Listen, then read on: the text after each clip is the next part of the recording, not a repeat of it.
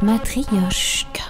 Autre petite thématique que je souhaitais aborder avec vous et qui va nous lancer sur la table ronde de 15 heures qui sera consacrée au métavers, c'est justement la question, encore une fois, du lien et de la discussion. Je vais vous présenter un autre personnage qui s'appelle James Vlahos. Et James Vlahos, il est américain, il est même californien, et c'est un journaliste américain un peu geek, qui sait très bien se servir des outils. Enfin voilà, il n'est pas non plus un spécialiste, mais disons que pour lui, voilà, les ordinateurs font partie de sa vie. Et James Vlahos, il a son père qui est mourant. Son père est atteint d'un cancer. Il sait que donc ses jours sont comptés, et puis il décide de faire quelque chose qui vous est peut-être arrivé à vous aussi, de recueillir des témoignages de son père, de l'enregistrer, de lui demander qu'il raconte sa vie, qu'il raconte son passé. Il vient de Grèce, donc il a eu toute une histoire de migration. Donc James se dit, voilà, c'est peut-être le moment de garder tout ça en mémoire. Donc pendant plusieurs mois, il prend note des récits de jeunesse de son père, qui était d'ailleurs un chanteur. Donc il avait quelques petits morceaux de chant, et puis il note tous ces mots, tous ces récits, toutes ces histoires. Il remplit des carnets et des carnets. Et puis à un moment, il se dit, maintenant que j'ai tout ça en main, ça serait peut-être dommage de ne pas les numériser, de ne pas en faire quelque chose. Donc il commence à numériser tous les mots qui ont été dits ou écrits par son père, qui est toujours vivant, et il arrive à peu près à 90 000 mots qu'il finit par numériser. Et comme je vous disais qu'il était assez doué en informatique, il se dit, tiens, et si je tentais de créer un petit robot conversationnel, une petite machine conversationnelle, c'est-à-dire que je vais rentrer tous les propos de mon père, je vais l'appeler le dadbot, le robot paternel, et puis dans un petit système automatique, vous savez, ces robots conversationnels, on en a partout, c'est comme quand vous êtes sur un site internet et qu'on nous dit, est-ce que vous avez une question à poser, est-ce que vous avez un peu d'aide, vous écrivez une question, puis on vous répond, puis on a l'impression que c'est une véritable personne qui nous répond. Or on sait très bien que c'est un système automatisé. Et puis James Vlahos va donc créer un programme de son père et de la vie de son père, en intégrant donc toute son histoire. C'est-à-dire que s'il demande au robot où est-ce que tu es né, le robot va dire, voilà, je suis né à tel endroit, en telle année, à quel moment tu t'es marié, quel est ton souvenir préféré, c'était où tes meilleures vacances. Toutes les questions que James a véritablement posées à son père, il en a posé beaucoup, ont obtenu une réponse qui est donc numérisée et intégrée donc dans ce robot conversationnel. Et puis pour que ce robot soit le plus fidèle possible, pendant un moment donné, James se dit, tiens, ce qui serait même intéressant, papa, c'est que tu poses des questions à ton propre robot. Donc son père s'amusait à questionner son avatar, finalement, en lui disant, où est-ce que j'ai passé mon voyage de noces. Et puis il regardait si le robot avait la bonne réponse, donc bien souvent il l'avait, puis s'il ne l'avait pas, il s'amusait à le corriger. Donc plus ça allait, plus on avait finalement un robot qui devenait compétent, qui devenait performant sur la vie de son père, du père de James, tout simplement parce qu'il avait été renseigné par son fils et puis renseigné par lui-même. Et puis malheureusement, plus ça allait, plus la santé de son père se dégradait. Donc plus on avait un homme et un humain qui étaient en train de décliner et qui en arrivait même à être confus, à ne plus trop savoir quels étaient ses véritables souvenirs, ou où est-ce qu'il avait grandi. Enfin voilà, il a été dans la confusion parce que pris par la maladie, plus ce robot devenait performant. Et puis arrive ce qui devait forcément arriver, son père meurt, et James garde ce robot. Et tous les jours, James a intégré ce robot dans Facebook Messenger. Donc c'est pour ça que robot, le terme est peut-être pas bien trouvé. On va plutôt parler de machine conversationnelle. C'est ce qui fait que James, tous les jours, sur Facebook Messenger, peut parler avec son père. Lui dire, sachant que le robot l'interpelle comme son père l'a toujours interpellé. Ça va fiston, qu'est-ce que tu fais aujourd'hui? Et puis il lui répond. Puis il a même fini par intégrer des petits morceaux de chant de son père, et on va se retrouver avec son père qui va se mettre à chanter, etc. Donc ça, c'est ce que James a fait de manière totalement artisanale, mais qui a séduit une grande partie de la population. On a même créé une start-up derrière, on est donc toujours aux États-Unis, qui permet donc maintenant à d'autres personnes de son vivant de pouvoir créer une sorte d'avatar, de robot conversationnel pour tenter de dépasser ou tenter de toucher ce grand rêve d'une sorte de vie éternelle pour du moins ceux qui restent sur Terre et qui veulent avoir toujours la sensation de parler avec l'être disparu. Il y a une jeune Russe aussi qui a créé une application qui est très très populaire d'ailleurs en Russie et même en Europe de l'Est, qui s'appelle Replika. et qui fonctionne exactement sur la même manière, si ce n'est que ce fameux réplica, donc cet avatar, vous pouvez vous-même, dès maintenant, le créer et le nourrir. Ce qu'on appelle le nourrir en intelligence artificielle, c'est-à-dire que lui donner de la donnée, sachant que ce réplica de lui-même va récupérer la donnée que vous avez rendue accessible sur vos différents réseaux sociaux. On sait très bien qu'on livre beaucoup de données sur nous-mêmes, donc le réplica va déjà l'aspirer une fois que vous lui donnez tous les identifiants sur vos réseaux sociaux, donc intégrer vos photos Facebook, intégrer vos messages, intégrer vos amis. Et puis de votre vivant, vous pouvez continuer à lui parler, à parler à votre avatar, à le nourrir. Et l'idée, c'est que le jour où vous allez disparaître, eh bien, ça soit réplica qui prenne la suite, qui prennent la continuité en fait de ce dialogue et vous survivent.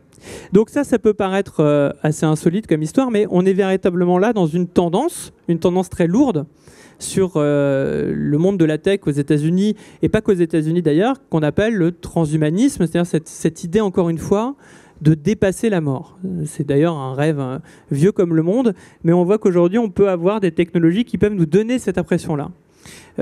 Sachant que, imaginez assez aisément que, quand je vous parlais même du dadbot de James, imaginez que ce soit pas qu'une machine conversationnelle, mais que ça soit la voix, tout simplement, du père de James. On arrive très facilement à le faire maintenant. De toute façon, il suffit même on a tous joué avec Siri, on a tous joué avec Alexa, tous ces assistants vocaux des grandes firmes dont l'anthropomorphisme est poussé quand même assez loin. On peut avoir l'impression qu'on parle à une vraie personne. Donc si on avait la voix du père de James qui pourrait communiquer avec James, on franchirait encore un pas vers la confusion entre le réel et le virtuel. Et il y a un pas qui a été franchi encore plus loin. Là, ça nous amène en Corée du Sud. Je vais vous montrer quelques images dans un instant. Où là, c'est une maman qui a malheureusement perdu de manière dramatique sa fille de 7 ans.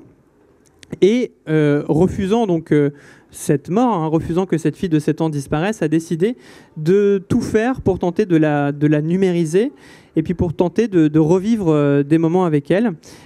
Donc cette fille, elle s'appelle Nae-Yong.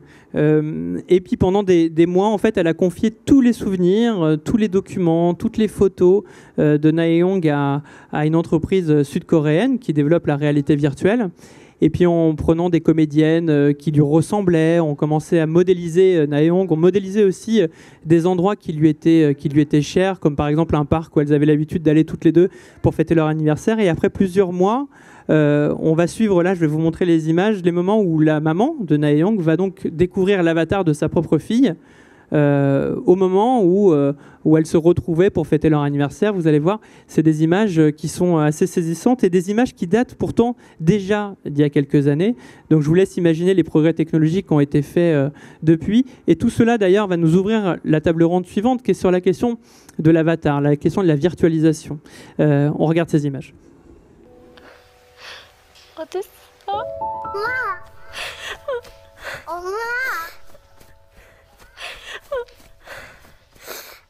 엄마 어디 있었어? 엄마 항상 엄마 내 생각했어?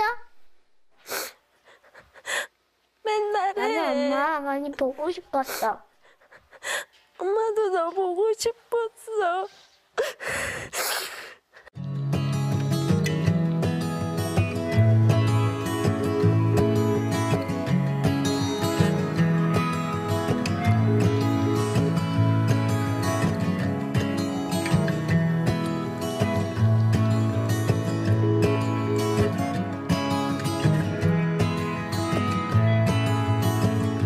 Complètement arriver à immerger la personne dans un environnement virtuel synthétique qui est crédible.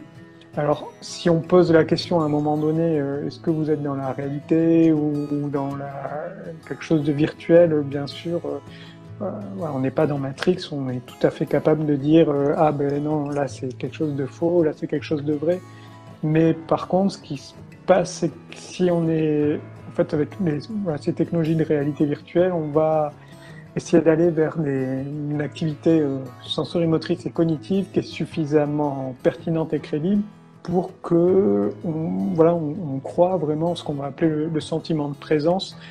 À ce moment-là, on accepte complètement ce qu'on est en train de vivre et on peut le vivre et le ressentir comme si c'était quelque chose de réel.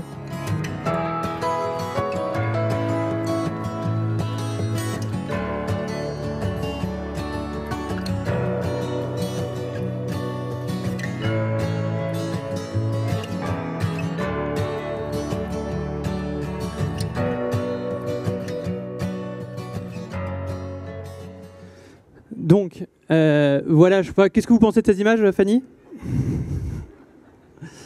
Donc c'est quand même des images, je trouve, assez intrigantes, assez saisissantes de cette altération totale entre la frontière entre le réel et le virtuel. C'est pour ça que la table ronde qu'on va avoir dans un instant avec une des directrices de la technologie et de l'innovation de chez Ubisoft, l'éditeur de jeux vidéo, va être aussi intéressante pour rebondir sur ces phénomènes immersifs. Mais encore une fois, moi, ce qui m'intéresse à chaque fois en vous racontant des petites histoires comme ça anecdotiques, c'est de voir toujours la tendance qu'il y a derrière. C'est-à-dire que si on voit ces couloirs comme ça, des Smobies, c'est une petite innovation comme ça de mobilier urbain, mais ça raconte quelque chose, ça raconte l'abandon que l'on a fait en se disant finalement les gens maintenant vont être rivés sur leur téléphone, donc allez, signalons-leur que le feu passe au rouge ou au vert, au lieu d'essayer de comprendre pourquoi ils sont tous rivés sur leur écran. Le Brocoli-Tree, c'est cette question de l'exposition finalement des êtres qui nous sont chers, qu'ils soient végétaux ou humains, et de la dangerosité qu'on peut avoir en exposant bien finalement des sentiments, une intimité ou des proches. Le datbot, c'est cette idée de la machine conversationnelle vers laquelle on va tous. C'est-à-dire que, encore une fois, les assistants vocaux sont des choses qui ont été largement développées ces dernières années. Et on les trouve d'ailleurs sur toute l'échelle de la pyramide sociale, la pyramide des âges. C'est-à-dire qu'en Chine, par exemple, il y a beaucoup de lampes intelligentes qui sont utilisées pour faire les devoirs aux enfants, où ce sont encore une fois, des assistants vocaux qui vont dire « Est-ce que tu as bien fait tes devoirs aujourd'hui ? Montre-moi tes devoirs », avec une voix qui est une voix totalement humaine. On retrouve ça aussi dans les maisons de retraite, où finalement les personnes âgées esseulées vont avoir tendance à parler à un assistant vocal qui va leur poser des questions sur leur vie. Ces personnes âgées vont donc y répondre.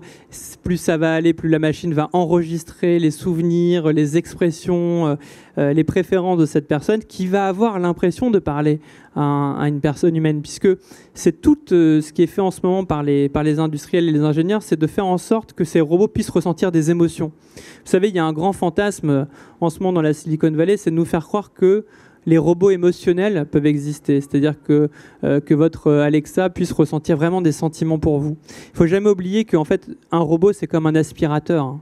C'est-à-dire que finalement, c'est juste un aspirateur un peu évolué ou très évolué, mais votre aspirateur ne ressent pas de sentiments particuliers. Demain, la plus grande des machines anthropomorphiques, la plus grande des machines perfectionnées qui vous donnera l'impression de vous connaître sera et restera un aspirateur. Donc il faudra quand même garder ça à l'esprit.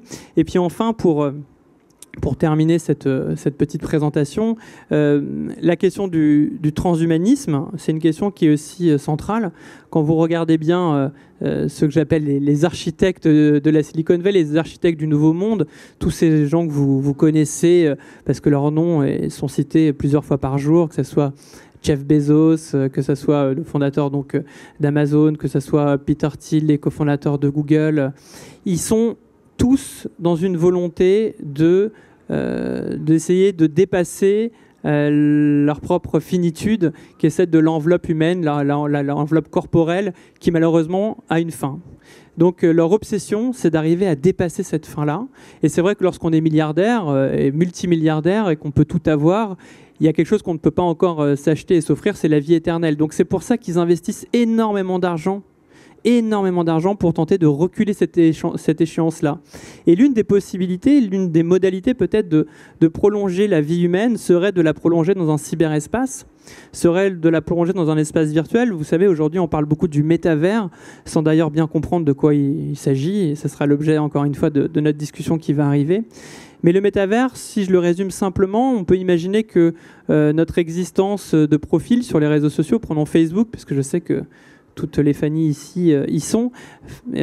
Imaginez votre profil Facebook qui d'un coup devient transposé dans un monde où il y a un avatar de vous-même, et cet avatar peut évoluer, peut travailler, peut rencontrer l'amour, peut marchander, peut vivre dans un autre espace, a d'ailleurs toutes vos préférences, vos données, vos souvenirs même. Et donc essayez d'imaginer comment demain peut-être que le métavers va être un moment du prolongement de l'existence, un prolongement qui a une forme de virtualité et d'absurdité, puisqu'on est bien d'accord que la personne n'existe plus.